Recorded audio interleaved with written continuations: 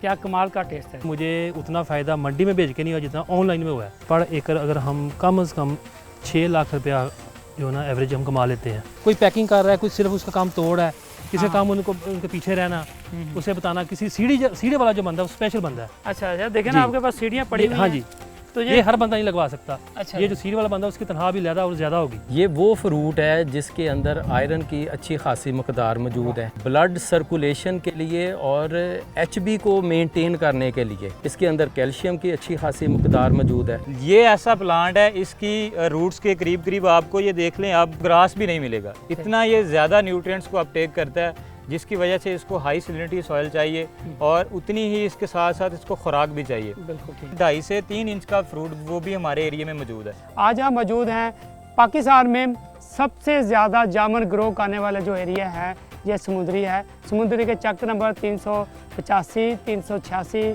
387, 388 से 4-5 गांव ऐसे हैं सराउंडिंग्स में जिस पे पूरी पाकिस्तान में सबसे ज़्यादा जामुन जो है ना वो उगाई जाती है। पूरे इलाके में सैकड़ों जो है यहाँ से ट्रक जो हैं डेली के हिसाब से पाकिस्तान की मंडियों में जाते हैं।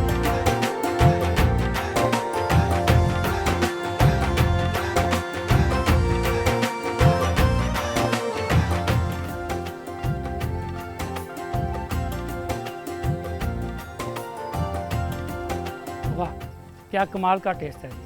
आपने ये जो ट्रेंड सेट किया है ऑनलाइन और डायरेक्ट टू द कंज्यूमर जी, इसे देखें बहुत सी चीज़ें आप जैसे अभी हमें फील हो रहा है कि फार्मर जो है ना वो अपनी प्रोड्यूस का प्रॉपर प्रॉफिट जो है ना वो नहीं ले पा रहा जी, तो लेकिन आपका जो तरीका है, जो आपका जो मेथड है, आप लोगों को अपने फार्म पे बुलाते हैं जी, वो पिकिंग करके लेके जाते हैं, जी। प्लस आप उनको ऑनलाइन डिलीवरी भी दे रहे हैं। जी दे रहे हैं। इसके साथ साथ आप यहाँ से पूरे मुल्क में भी आपकी यहाँ से जा रही है। जी तो बिल्कुल। बताइए कि यहाँ से कितनी गाड़ियाँ डेली की इस पूरे इलाके में अगर हम बात करें तो कितनी गाड़ियाँ जाती होंगी? तारक साहब यहाँ से तकरीबन कम से कम 25 से 30 गाड़ी एक गांव से जाती हैं यानी डेली के साथ? डेली के हिसाब से। तो ये 4 गाँव हैं। ये 4 गांव आप खुद सोच लें कितनी गाड़ियाँ जाती इसका हैं। मतलब एक 100 गाड़ी डेली 100 यहाँ गाड़ी से डेली जामुन जा की रही है पूरे जी। पाकिस्तान में। और एक गाड़ी में कम से कम 300 से लेकर 450 तक कार्टन जाता है। बिल्कुल ठीक है जी। और हमारा जो जामुन है वो रावलपिंडी में जा रहा है। ठीक है। और उसके अलावा शावर में और अखाड़ा में भेज रहे हैं, मुल्तान में भेज रहे हैं, और सबसे ज़्यादा जो हमारा जामुन है वो इस्लामाबाद में जा रहा है। कितनी पेटियां आप ऑनलाइन बेचते हैं?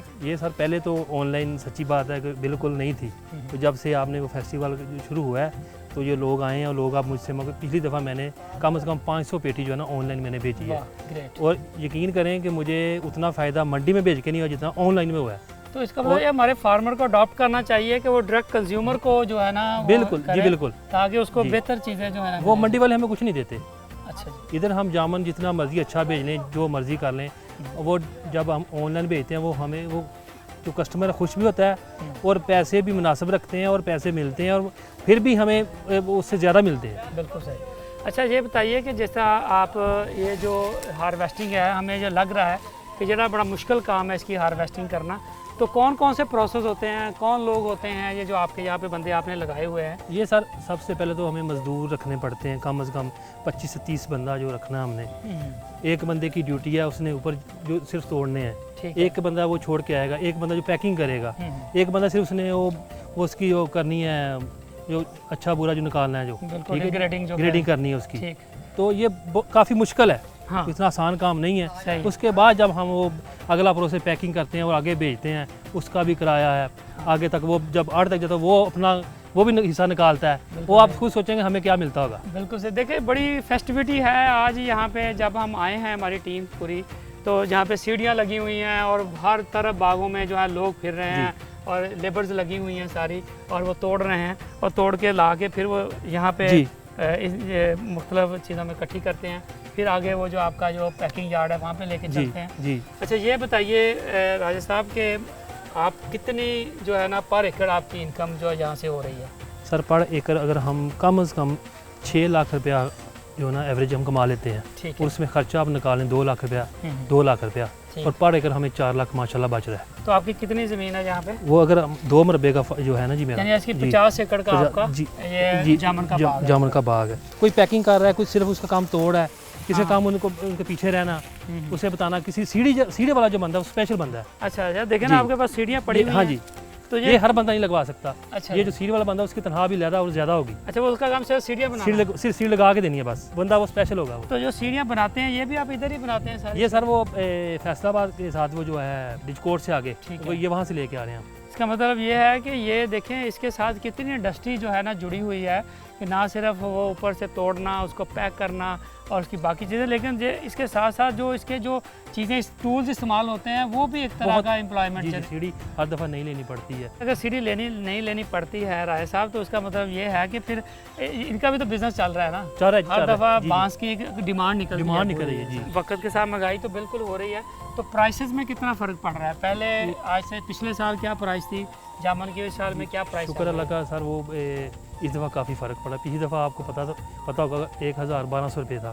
ठीक है। आज माशाल्लाह हमने जो मंडी का रेट है वो 2200 रुपये है। नहीं साहब, पैकिंग का भी थोड़ा सा देखते हैं आपका जो प्रोसेस है। ये जो पैकिंग हो रही है ना बड़े डब्बों वाली, ये हम मंडी भेजते हैं। ठीक है, ठीक है जी। वो छोटे जो गिफ्ट पैक पड़े हुए हैं ये ऑनलाइन ऑर्डर के लिए, बिल्कुल ये ऑनलाइन भेजते हैं उनको।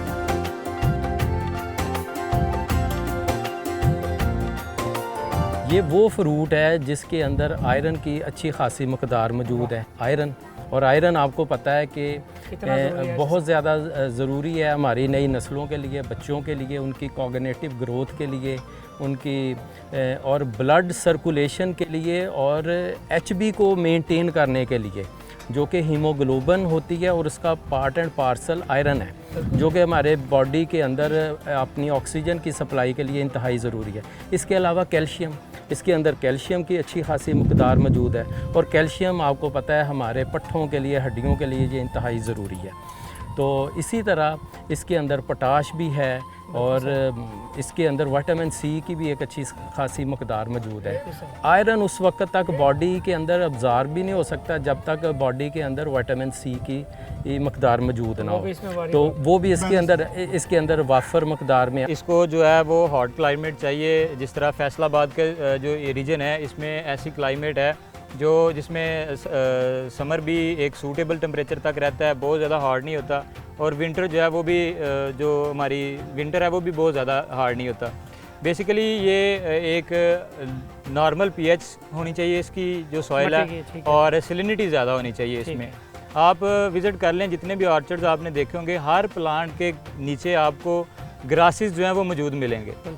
ये ऐसा प्लांट है, इसकी रूट्स के करीब करीब आपको ये देख लें आप, ये हमारे करीब फार्म है, तो इसमें आपको ग्रास भी नहीं मिलेगा, इतना ये ज़्यादा न्यूट्रिएंट्स को अपटेक करता है, जिसकी वजह से इसको हाई सैलिनिटी सॉइल चाहिए और उतनी ही इसके साथ साथ इसको खुराक भी चाहिए। बिल्कुल ठीक। हमारे जो पुराने फार्मर्स हैं वो बेसिकली इसकी खुराक को एक नॉर्मल रूटीन समझते हैं कि ये अपनी रूटीन से ही जो अपनी खुराक वो पूरी कर लेता है, जबकि इसको बहुत ज़्यादा खुराक चाहिए। और मैं ये समझता हूँ कि हमारे फार्मर जो कि रूरल एरिया है, तो इसमें लोगों ने अपने मवेशी रखे हुए हैं, मवेशी रखे होने की वजह से उनके पास जो है काऊ डंग जो है, जिसको हम गोबर कहते हैं, वो बहुत ज़्यादा वाफर मिकदार में मौजूद होता है।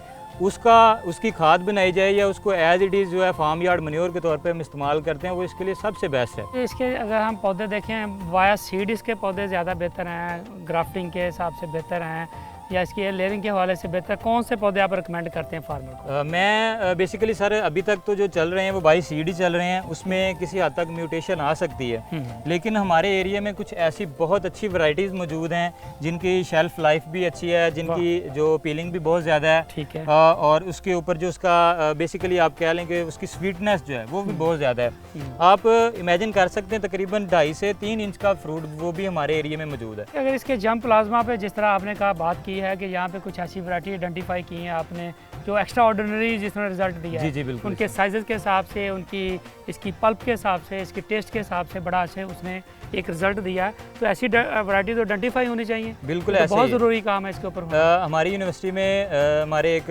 जो भाई उन्होंने इस पर डिग्री की, रिसर्च भी की है, तो उन्होंने बेसिकली पाकिस्तान के मोस्ट वैरायटीज़ के जो जम प्लाज्म है वहाँ पे इकट्ठा किए हैं। अभी वो ट्रायल बेसिस पे हैं, वो चल रहे हैं, तो जैसे ही उनका कोई रिजल्ट आएगा इंशाल्लाह हमारे पास एक बहुत पॉजिटिव रिपोर्ट, ये बहुत बड़ा काम होगा पाकिस्तान के लिए। जी बिल्कुल। अच्छा ये बताइए कि हमारे जो फार्मर जो हमें सुन रहे हैं उनके लिए कि एक तो पर एकड़ कितने पौधे इसके जो है आप यहाँ पे रिकमेंड करते हैं, या आप कितने लगा रहे हैं यहाँ पे? सर अभी तक जो हमारे एरिया में लग रहे हैं वो जैसे मैंने आपको पहले बताया था कि बाई सीड चलते हैं, फिर वो 5 साल बाद फ्रूटिंग पे जाते हैं, तो जो बहुत सारे अच्छे प्रोग्रेसिव फार्मर की रिपोर्ट के मुताबिक हमें 30 to 35 फीट का जो है वो डिस्टेंस रखना पड़ता है। ठीक है। इन्होंने ये सोचा था कि मैं जामन वाली गांव के जामन वाले इलाके से हूँ, तो मैंने जामन के ऊपर काम करना है और जामन को लेके मैंने अपने इलाके की किस्मत को बदलना है। तो ऐसे बच्चे रोल मॉडल्स हैं। तो बिल्कुल हमें स्टडी जो है ना वो डिग्री बाय डिग्री नहीं होनी चाहिए, डिग्री बाय प्रैक्टिकल काम होना बड़ा ज़रूरी है।